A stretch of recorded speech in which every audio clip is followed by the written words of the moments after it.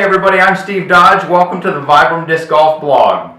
This week we're going to go over disc golf things that matter. We've got our haiku of the week. We've got a discussion about spirit and does it really matter in the sport anymore.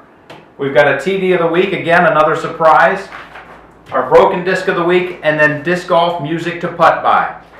Let's start it off with disc golf things that matter. If you remember last week, we talked about how Innova created the bevel-edged disc, originally named the Eagle, then named the Arrow. It was the first golf disc I ever purchased back in 1987. This week, we've got another thing that matters, namely the disc golf basket. The disc golf basket was created by Ed Hedrick, who founded DGA.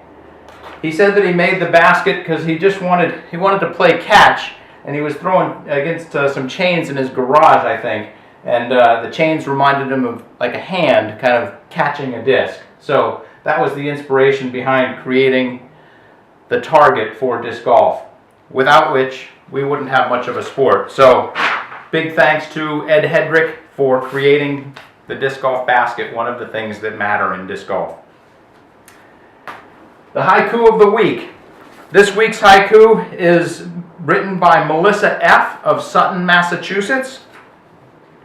I've emailed with Melissa, and she might be a volunteer for the Maple Hill Open, so the disc golf haiku is already helping disc golf grow. Here is her haiku of the week. As the discs do fly down the fairway, I hear the chains of the basket. A very nice submission by Melissa. Thank you very much. You will be getting a signed dollar bill from me and signed by me. And next week, submit your haikus and you can win another signed dollar. Well, not Melissa can't win next week. Sure she can. Submit another one, Melissa. We should thank our sponsor. A big thanks to Vibram Disc Golf for letting me do this video blog during office hours. Excuse me. So, and on that note, the discussion this week, we want to talk about spirit. Back when Ed Hedrick created the Frisbee, and he created the basket, and basically created the game, the hippie movement was being born as well. So the hippie movement and the Frisbee and disc golf, we all grew up together. Back in the 60s and the 70s, Frisbees and hippies were pretty well linked. If you saw a Frisbee, you'd think the guy throwing it was a hippie. That was just a natural thought. A hippie, someone who's accepting of other people, someone who's self-reliant, someone who's doing some soul searching, trying to figure out what's right in the world. That is where the concept of spirit of the game and the culture of the disc, the acceptance, have fun with other people. It doesn't matter if you have different opinions. You can still have fun and respect other people.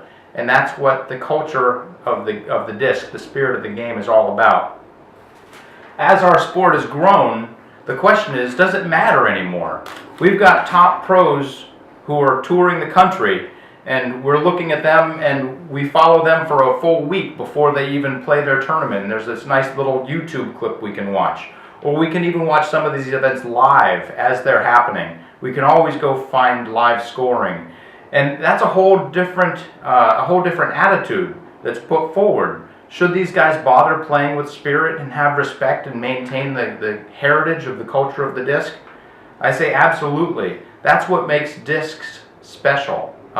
If you are a discer, you ought to be playing with the same spirit and the same acceptance and the same respect that the sport was born out of. It's really easy at the casual and the recreational level to have fun with everybody, no matter who they are. It's important as you get better and as the sport grows, maintain the spirit, spread the spirit, tell other people how important it is to the game. As Ed Hedrick told Levon Wolf at the 1993 World Championships, I have the biggest family in the world. And he was talking about all of the discers who have bought into the idea of spirit and the culture of the disc.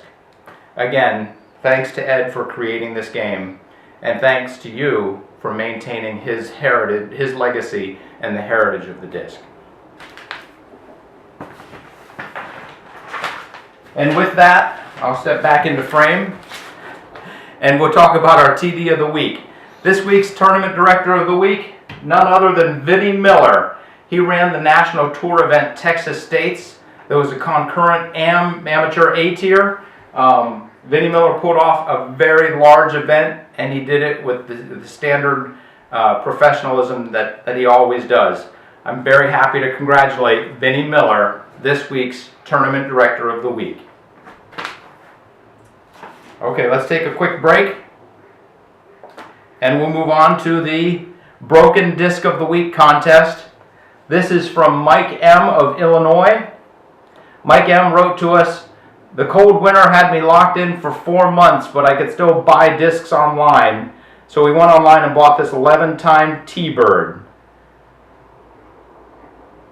He'd had it for about a month when he took it out and he threw it. Second hole in, he hits a tree.